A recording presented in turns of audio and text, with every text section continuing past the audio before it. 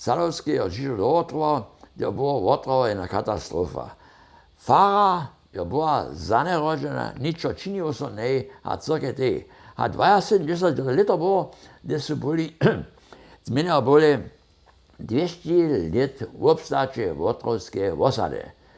A poňo tu 18. apríla do Otrova šišel. A to rune bol džin, a kada som moja džovka, kada som nejaký ansamblu píska, narodila.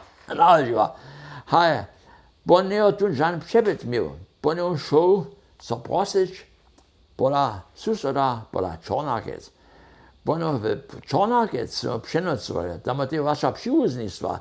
Tam sme mali 3 holce a 2 hulcaj. 3 holce romadže spali, 2 hulca romadže spali, hospodar miał jedną stu, a far jedną stu. Najpierw nie hospodar się z tymi 3 holcami romadže spała.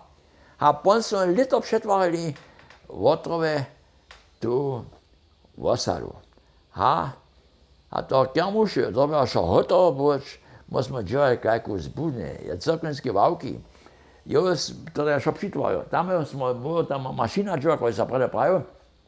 Sme díru činili do štiny, a od kúže boka, som môžete 2 desky, 5 metrov a 20 metrov desky, nuc stykniť a vončavať, hoblovač. A tak sme ho zapravili. A potom sa opravde bol kermušu hač spode kúry hotovo.